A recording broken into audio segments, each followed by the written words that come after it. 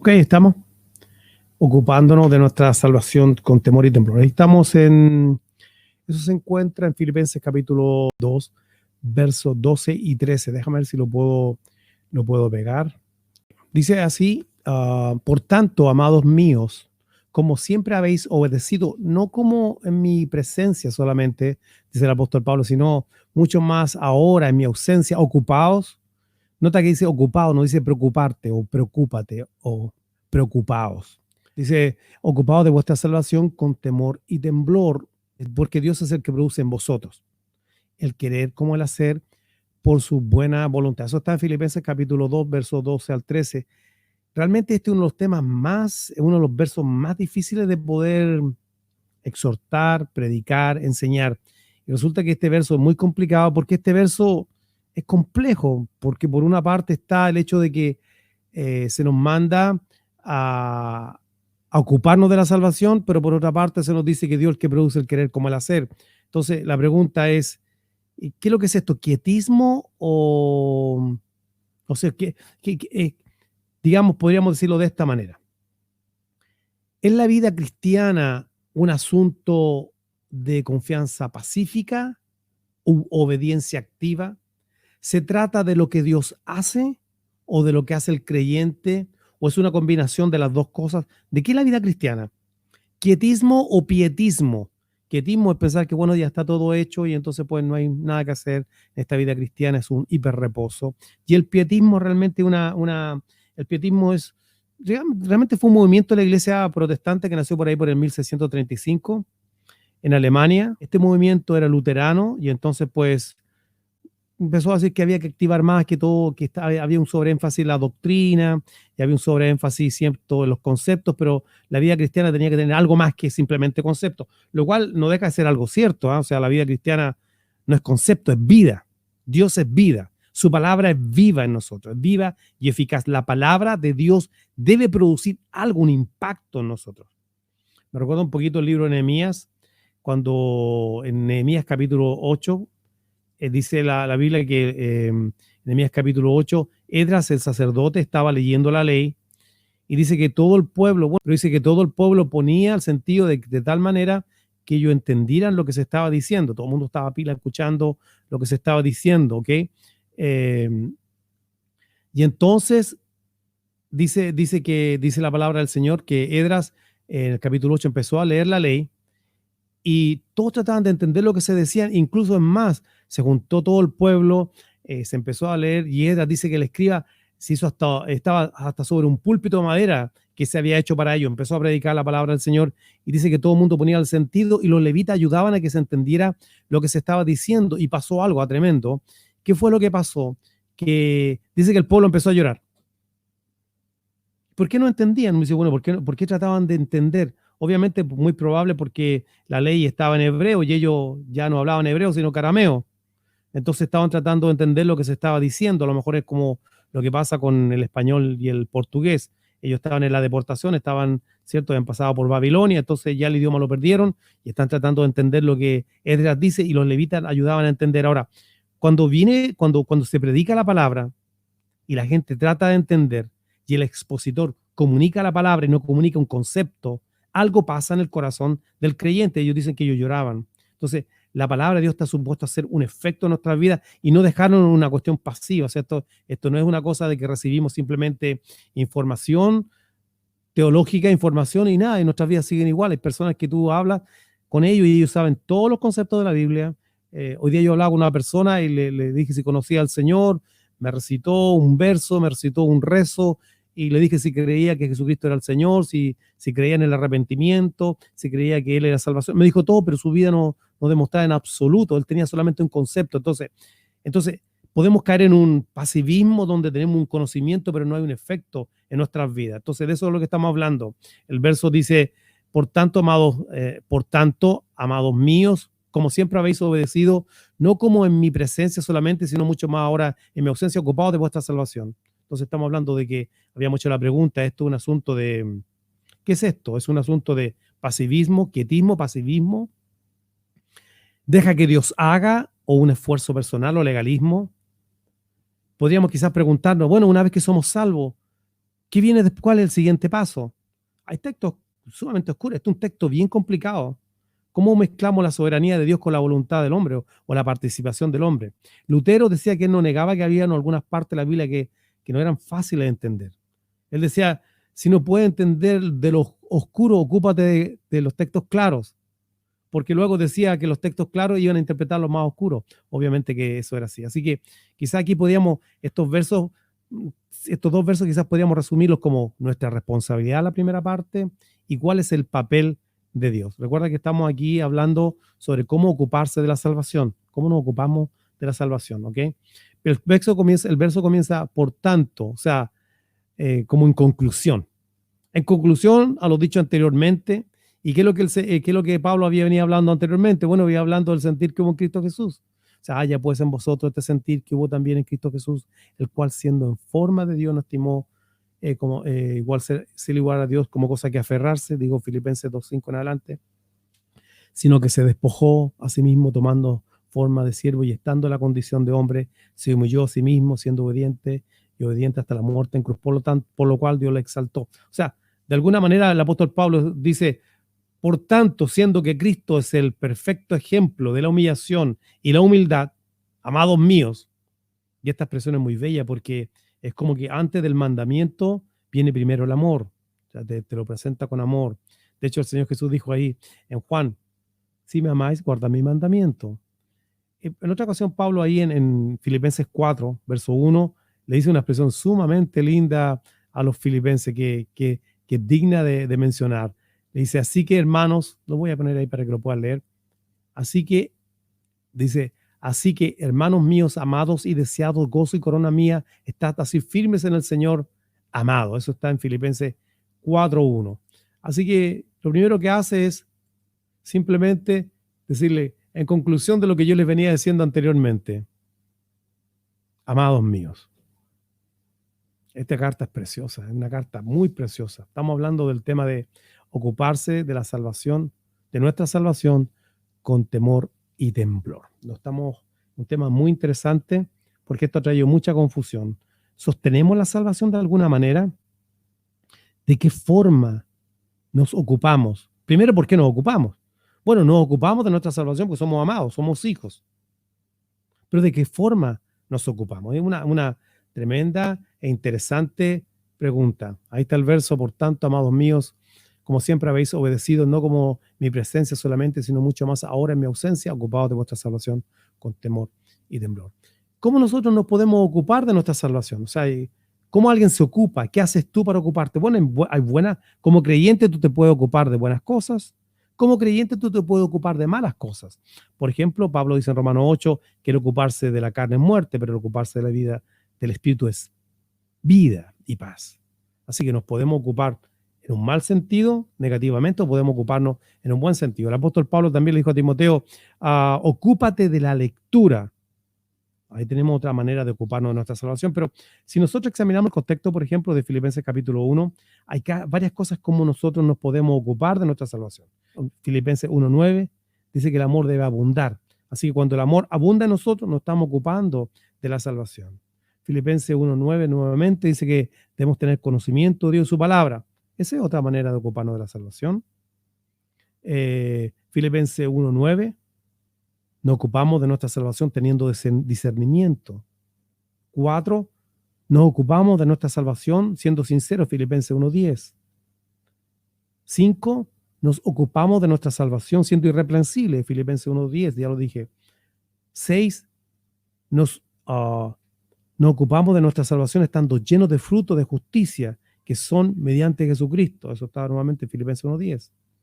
7, nos ocupamos de nuestra salvación orando por las necesidades de otros en el cuerpo de Cristo. Filipenses 1:19 me parece. 8, nos ocupamos de nuestra salvación comportándonos como es digno del Evangelio de Jesucristo. Eso está en Filipenses 1:27. Nos ocupamos de nuestra salvación no teniendo temor de los retractores del Evangelio. Eso está en Filipenses 1:28. Nos ocupamos de nuestra salvación, número 10, estando unánimes por la fe del Evangelio. Eso está en Filipenses 1:28.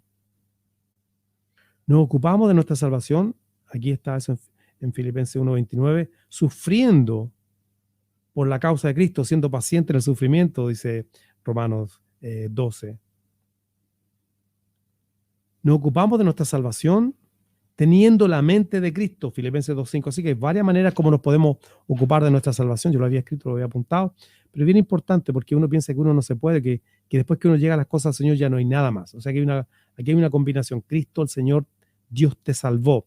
Somos un pueblo comprado, compró un pueblo para sí mismo que fuera celoso de buenas obras, le dijo el apóstol Pablo a Timoteo. Así que es bien importante lo que estamos hablando. Entonces, el primer punto, ¿cuál es nuestra responsabilidad? Estamos ahí en Filipenses 2:12. Por tanto, amados míos, como siempre, habéis obedecido, no como en mi presencia solamente, sino mucho más ahora en mi ausencia. Y esta es la prueba de fuego del verdadero creyente. El verdadero creyente obedece en presencia del pastor, de los hermanos, de todo. Que siempre hay alguien que no está viendo. Siempre hay alguien que te está viendo, siempre hay alguien que me está viendo a mí. No existe tal cosa como nadie me ve. Primero te ve Dios, luego te ven tu hermano en la fe, tercero te ven tu amigo, también te ven los impíos, también te miran los ángeles, también te miran los demonios. Nosotros somos alguien siempre te está viendo, alguien siempre te está viendo a ti y a mí. Entonces lo más bello es poder caminar con esa mentalidad, ¿verdad? De que siempre el Señor está mirando nuestros pasos. La Biblia dice que los ojos del Señor contemplan toda la tierra y los ojos del Señor están sobre los justos. ¿Cómo estás, Cristian? Buenas noches, caballero de la radio. Así que nos ocupamos de la salvación de esta manera, pero nota nuevamente que el verso nunca dice, cuando estamos hablando de esto, el verso nunca dice que tenemos que preocuparnos de nuestra salvación. Esa es inseguridad de salvación. Por tanto, estamos en Filipenses 2:12, por tanto, o sea, debido a lo dicho anteriormente, en conclusión a que Cristo es el gran ejemplo de la humildad, la obediencia y la humillación. Debido a eso, por tanto, amados míos, somos amados por el Señor. Como siempre habéis obedecido, la obediencia es siempre en presencia de los pastores, de los hermanos de la fe, de quien sea, porque siempre alguien nos mira, como dije. Nos mira Dios, nos mira el hermano. En la calle uno nunca sabe con quién se va a encontrar. Y uno no tiene que solamente hacerlo porque alguien te está mirando, es porque es producto de la nueva creación. Se nos dio un nuevo corazón, ¿verdad? Y ese nuevo corazón, dice Jeremías 32:40, traía temor de Dios para no apartarnos de sus caminos. Y el temor, hay un temor malo, obviamente hay un temor que produce depresión, pánico y un montón de cosas, trastornos de personalidad. Pero hay un temor bueno, sano, que es el temor del Señor, que es el principio de la sabiduría. Hay un temor bueno y es un temor que ha puesto el Señor. Algunos piensan que cuando uno habla la palabra temor, la relacionan con terror y piensan que lo que está hablando simplemente es que uno le tenga terror, miedo a Dios. O sea, no estamos hablando de tenerle miedo o terror a Dios, estamos hablando de tener un temor reverente. El temor reverente, mira, John MacArthur ha dicho así, no se trata de temor de estar condenado al tormento eterno, ni de pavor irremediable al juicio que lleva a la desesperación. Es más bien un temor reverencial, una preocupación santa por darle a Dios el honor que merece y evitar el castigo, disciplina, por desagradarle. El temor constituye una protección contra la tentación y el pecado y una motivación para llevar una vida piadosa. Así que de eso es lo que viene hablando el apóstol Pablo. Viene hablando el apóstol Pablo de que nosotros debemos que preocuparnos o ocuparnos, no preocuparnos. Nosotros debemos ocuparnos de nuestra salvación con eso, con temor y temblor. O sea, con ese temor reverente, porque el Padre al que ama disciplina, o sea, ¿quién quiere pasar por disciplina? ¿Quién quiere ser necio? Obviamente que nadie. Yo sé que tú no quieres, yo tampoco. Entonces estamos ahí en el verso Filipenses 2:12, ¿verdad? Lo voy a poner de nuevo. Por tanto, amados míos, como siempre habéis obedecido, no como mi presencia solamente, sino también ahora en mi ausencia, ocupados de vuestra salvación con temor y temblor. Ahí quedamos, ¿ok? Entonces, así nos ocupamos. Ya dijimos cómo nos ocupamos, pero qué ingrediente nos ayuda. Ahora, esa es la responsabilidad del hombre, o sea, no existe tal cosa como que el hombre no es responsable, o sea, el creyente es responsable. Hay quienes piensan que los reformistas no creen que hay un libre albedrío, y obviamente lo tenemos, el libre albedrío. O sea, si no tuviéramos libre albedrío, ¿por qué viene la advertencia? Ocúpate de tu salvación. O sea, si fuéramos simplemente robots, o sea, no vendría la exhortación a ocuparnos. ¿Y por qué temor y temblor? Porque entonces hay una responsabilidad. Pero el libre albedrío lamentablemente está afectado por una naturaleza caída que el deseo del hombre siempre es continuo a hacer el mal. O sea, no hay quien haga lo bueno, no hay tan solo uno. Ni siquiera nosotros los creyentes. O sea, por eso Pablo dice en Romanos 7, lo que no quiero hacer, eso hago, ay de mí. ¿Quién me librará de este cuerpo? La casita que tenemos está contaminada, influenciada por la presencia del pecado. Técnicamente, el pecado ya no tiene dominio sobre nuestras vidas, Romanos 6:14, ya no se enseñorea sobre nosotros, pero sin embargo, todavía está su presencia. De ahí que nosotros necesitamos ser revestidos de esta nueva habitación, ¿ok? Esta nueva habitación. Así que estamos solamente en el verso 12, ahí de cómo nos ocupamos, de qué manera nos ocupamos. Ok. ¿No entendiste lo del libre albedrío? Te lo voy a explicar. Todos los seres humanos tenemos libre albedrío, ¿ok? Voy a poner mejor un ejemplo que lo puso el pastor Sujé Michelén, y es así. Pongamos que hay un buitre y una paloma. Tenemos dos, un buitre y una paloma. Entonces, ponemos delante de ellos carroña y ponemos semilla. El buitre libremente va a comer carroña porque su naturaleza lo lleva a comer carroña. Y la paloma libremente va a ir, no va a comer la carroña, sino que va a ir y va a comer semilla. Ahora, para que el buitre pudiera escoger comer semilla, habría que palomizar al buitre, o sea, es decir, cambiarle la naturaleza. ¿Comprende lo que digo? Entonces, el hombre natural tiene la inclinación, a pesar de que tiene libre albedrío, a escoger siempre el mal. Nunca va a poder, o sea, es acertado. Martín Lutero decía que era preciso para escoger el mal y subjetivo para escoger el bien. Obviamente que es cierto, por eso no hay quien busque a Dios. O sea, no está en la naturaleza del hombre caído buscar a Dios. Ahora, nosotros como creyentes, aunque hemos pasado de muerte a vida, todavía cargamos con este cuerpo de muerte y de humillación que le llama el apóstol Pablo ahí en Filipenses capítulo 3. Por eso que tú y yo lo que no queremos hacer, eso hacemos. Por eso que ahí donde nos enredamos con esta cuestión de ocuparnos de nuestra salvación, porque no entendemos algo muy importante. Mira, primero, nos ocupamos y no nos preocupamos, pero nos ocupamos de nuestra salvación. ¿Por qué? Porque la salvación tiene tres tiempos. La salvación tiene tres tiempos. Número uno, la salvación es un acto consumado en cuanto a la justificación. Es decir, por ejemplo, la Biblia dice que el Señor, dice Tito 3:5, nos salvó, no por obras de justicia, ¿ok? Nos salvó no por obras de justicia. O sea, la salvación es pasada. Consumado es, ya no hay deuda. Pero hay una salvación presente, es un segundo tiempo de la salvación, que pudiéramos llamarlo el proceso de la santificación. Nunca hay que olvidar que la posición es una, la condición es otra. Por ejemplo, posicionalmente somos santos, puros, sin mancha. Condicionalmente somos carnales vendidos al pecado. Y uno dice, pero no, pues si a mí me redimieron. Claro, tu espíritu, pero tu cuerpo todavía está vendido y tienen que redimirlo nuevamente. Eso es lo que dice Romanos capítulo 8. Te lo voy a leer, Romanos capítulo 8. Dice, por ejemplo, del 22 al 25, dice, porque sabemos que toda la creación gime a una y aún está con dolores de parto hasta ahora, no solo ella, sino también nosotros, que tenemos las primicias del Espíritu, nosotros también gemimos dentro de nosotros mismos, esperando la adopción, la redención del cuerpo, porque en esperanza fuimos salvos, porque la esperanza que se ve no es esperanza, porque si alguno ve hay que esperarlo, pero si esperamos lo que no vemos, la salvación, con paciencia lo aguardamos. Y como todavía no tenemos un cuerpo redimido, porque está contaminado por la presencia del pecado, es que aunque tenemos un libre albedrío, nunca vamos a poder escoger lo que es correcto y perfecto todo el tiempo delante de Dios. Es por eso que la salvación no se puede perder en base al vaso, porque tenemos un vaso que no ha sido redimido, es un vaso caído, mora el pecado, está en su presencia. Entonces, este ocuparse no está de preocuparse porque la salvación se pierde, sino que ocúpense de esta salvación, porque finalmente la salvación, Alberto, no es tuya ni mía, sino que la Biblia dice, la salvación es del Señor. La salvación es del Señor. Pero tenemos una responsabilidad. Entonces, hay quienes piensan que los reformistas no creen que hay un libre albedrío. No, sí creemos que hay un libre albedrío, pero está afectado por el pecado. Está afectado. Aún nosotros los creyentes todavía tenemos, imagínate, todavía tenemos el nuevo nacimiento, pero este nuevo nacimiento, tenemos este tesoro en vaso de barro. ¿Lo comprende? Tenemos un tesoro en vaso de barro. Ok, entonces está el primer tiempo, que es una justificación instantánea. Nos salvaron espiritualmente, obviamente. Estamos en un proceso actualmente de santificación. Santiago, este segundo tiempo, es donde estamos salvando nuestras almas, que no tiene que ver con salvación eterna. Pero mira lo que dice Santiago 1:21. Por lo cual, desechando toda inmundicia y toda abundancia de malicia, recibid con humildad la palabra implantada, que es poderosa para salvar vuestras almas. Eso está en Santiago 1:21.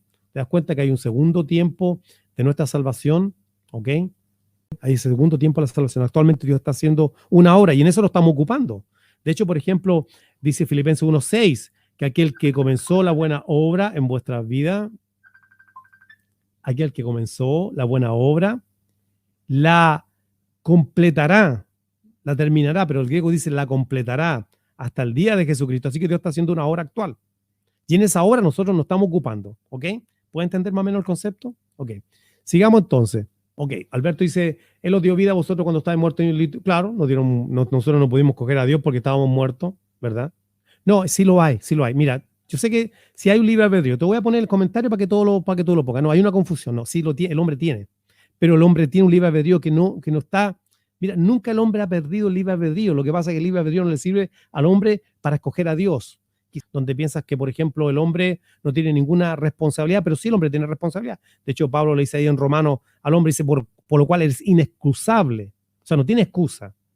Entonces, Dios sería, o sea, la misma Biblia nos enseña, por eso somos disciplinados. Por ejemplo, Hebreos 12, ¿por qué Dios nos disciplina? Porque somos responsables y escogimos lo equivocado. En cuanto a las cosas naturales, tú escoges cómo te vistes, tú escoges la esposa que quieres, tú escoges el trabajo si es posible, la profesión que tú quieres, de acuerdo a tus habilidades. Hay gente que escoge profesiones que no son sus habilidades, pero las escogieron porque piensan que pueden ganar dinero. Sí hay un libre albedrío, pero no hay un libre albedrío para escoger a Dios. ¿Comprende lo que te digo? O sea, yo no estoy diciendo que yo escogí a Dios.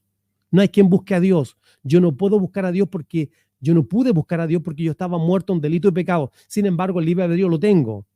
Pero lo que pasa es que lo tengo activado siempre para hacer lo malo. Martín Lutero lo decía, e incluso Agustín de Hipona, muchos piensan que él no creía en el libre albedrío, pero él sí creía. Y también Martín Lutero, y también lo enseñó Calvino. Lo que pasa es que hay una distorsión de lo que ellos creían, la gente no lo entiende, mucha gente no investiga. No, sí lo existe. Por eso y tú y yo somos responsables. Si no, el verso entonces, ¿qué sentido tendría que él me diga que yo me ocupe de la salvación? ¿Entiendes tú? Ahora, pero es que lo que pasa es que el verso no termina así.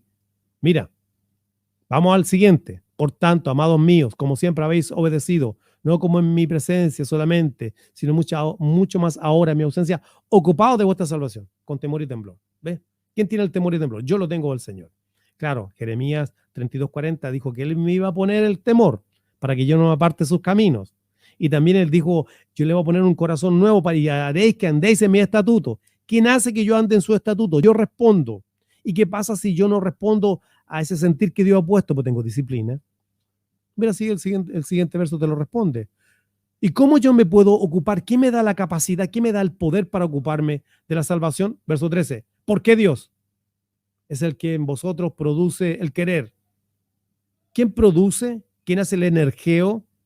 ¿Quién da la energía y el poder para que yo me ocupe de mi salvación? Dios. Ahí está Dios. O sea que yo me ocupo de mi salvación porque Dios me da el poder para hacerlo. Y por eso Él se lleva la gloria. Yo soy responsable por mis acciones ante Dios. Pero cuando yo hago lo bueno, la gloria se la lleva el Señor. Y cuando yo hago lo malo, la disciplina me la llevo Dios. ¿Comprendes? Hay quienes piensan que no existe tal cosa como una combinación de esto y una combinación del otro. Bueno, yo le había hablado de 2 tiempos de la salvación y hay uno, el tercero, que es la glorificación futura. La Biblia habla de una salvación futura. A veces como que nos confundimos, no entendemos mucho y empezamos a mezclar esto y decimos, no, ya fuimos salvos. Sí, fuimos salvos. Pero ahora Dios no está haciendo nada. No, sí, Dios está haciendo un proceso de santificación. No, en el futuro Dios no me va a salvar. Claro que sí. Dice el apóstol Pablo ahí en Romanos 13:11, y esto, conociendo el tiempo, que ya es hora de levantarnos del sueño, porque ahora está más cerca de nosotros nuestra salvación que cuando creímos.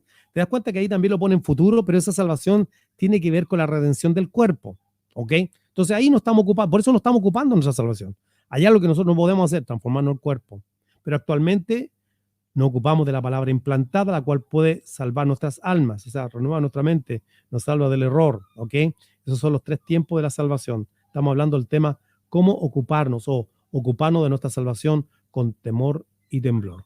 Vamos entonces, estamos en el verso 13 ahora, habíamos hecho el verso 11, estamos en el tema ocupándonos de nuestra salvación. Ya habíamos dicho que nos podemos ocupar de una buena manera y una mala manera. El apóstol Pablo le dijo a Timoteo, ocúpate de la lectura. Es una buena manera de ocuparnos de la salvación.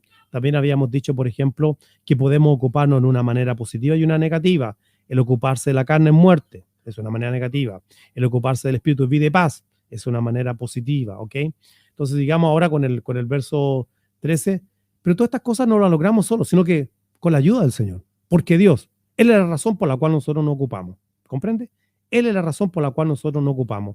Y de hecho, por ejemplo, mira, aquí hay un texto sumamente bueno. 1 Corintios 15:10. 1 Corintios 15:10. Lo voy a poner aquí para que lo leamos. Mira lo que dice el apóstol Pablo. Este texto yo creo que es bien claro.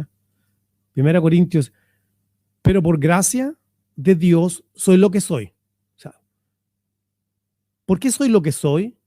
Por la gracia de Dios, favor no merecido. Y su gracia no ha sido en vano para conmigo.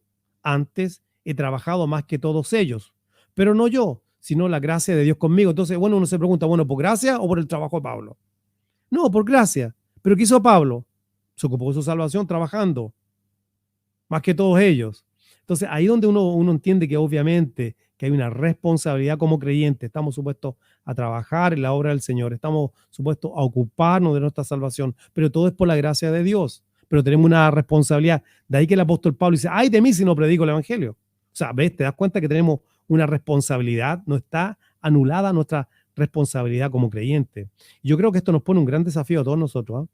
Esto nos pone un gran desafío a todos nosotros.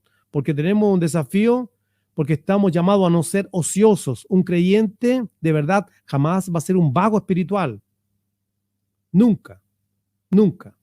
Necesitamos de la gracia divina en todo caso, porque ocuparnos necesitamos de que sea Dios el que produzca, el que produce en nosotros, el querer como el hacer. Del mismo modo como la negligencia del creyente será tratada con severidad, también la diligencia del creyente exaltada para la gloria del Señor. Así que tenemos que preguntarnos qué áreas necesitan, qué áreas pensamos que estamos descuidando, o qué medidas urgentes vamos a tomar, o cuáles son las medidas que vamos a tomar que van a exaltar al Señor. Amén.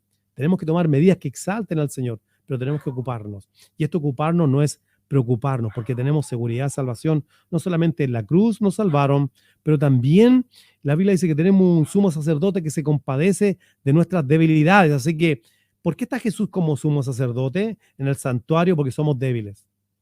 Y su ofrenda y su intercesión en el lugar santísimo, que en el cielo, es suficiente para darnos el privilegio de, a pesar de que somos débiles, poder entrar al trono de la gracia, para alcanzar gracia y hallar gracia para el oportuno socorro. Los débiles necesitamos socorro, todos somos débiles. Necesitamos del oportuno socorro del Señor. Así que es bien importante separar condición, posición. Posición es lo que Dios dice que yo soy por fe, un acto de fe en un sentido espiritual. Condición es lo que yo soy mientras espero que se manifieste ese cuerpo glorioso. Hay una segunda etapa a la cual estamos ahora, ocupándonos de nuestra salvación. Dios está haciendo una santificación progresiva, apartándonos todos los días, limpiando cada día nuestras vidas, y eso no es malo decirlo. Por ejemplo, Juan dice, si alguno hubiera pecado, abogado tenemos para con el Padre, y también dice que si confesamos nuestros pecados, Él es fiel y justo para perdonar nuestros pecados y limpiarnos de toda maldad. No solamente, ¿cómo que no se supone que fuimos perdonados en la cruz? Claro que fuimos perdonados en la cruz, pero constantemente tenemos que estar haciendo una limpieza a nuestras vidas, chequeando. A la palabra a lo mejor limpieza le puede sonar religioso a alguien, y puede alguien que abuse, que tenga una conciencia religiosa, que piense que todos los días se tiene que estar escudriñando, pero cada cierto tiempo hay que estar chequeando ahí el antivirus, pasándole a la vida de uno y diciendo, wow, esto no está, esto hay que ponerlo en orden, en línea, esto está malo, Señor, I'm sorry, yo no quiero ser de esta manera, ayúdame a cambiar esta área en mi vida, y si has fallado, si has pecado, porque de pronto dicen, no, los creyentes ahora que están en el nuevo pacto no pecan. De verdad, si el apóstol Pablo le dice ahí a los Corintios, 2 Corintios 12, dice, el Pablo dijo, que me avergüence el Señor.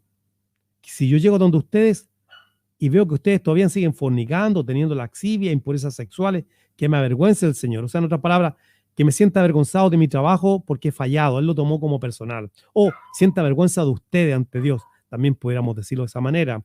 Entonces, obviamente que el pecado está presente y el pecado es algo vergonzoso. Y cuando eso pasa, obviamente podemos decir, Señor, perdóname por esto. Y dice que Él es fiel y justo. No solamente para perdonarnos, pero para limpiarnos, para limpiarnos. Entonces, ahí vemos que hay una santificación progresiva. Pablo le dice a los corintios, a los santos, llamados a ser santos. Bueno, no que eran santos. Claro, posicionalmente son santos, pero tienen que caminar como santos. ¿Comprende? De eso es lo que viene hablando, de qué es lo que es ocuparse de la salvación con temor y temblor, ¿ok?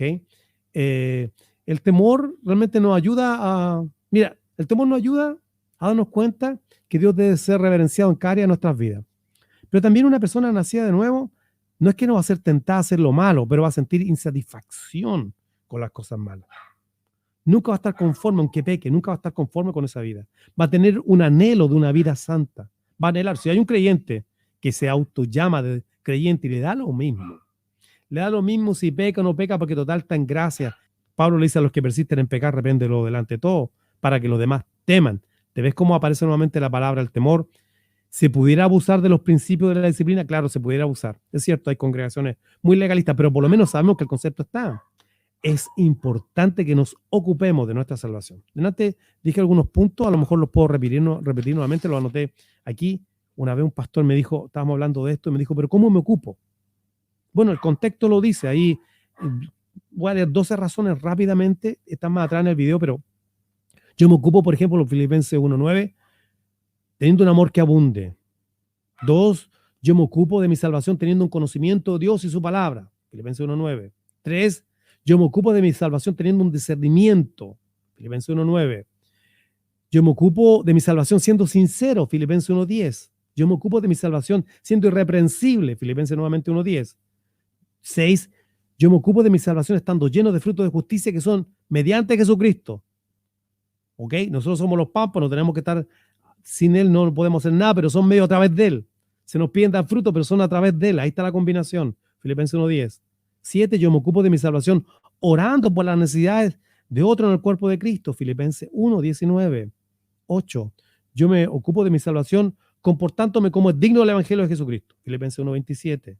Número 9, yo me ocupo de mi salvación no teniendo temor de los retractores del Evangelio. Filipenses 1:28. 10, yo me ocupo de mi salvación combatiendo unánimemente por la fe del Evangelio. Filipenses 1:28 nuevamente.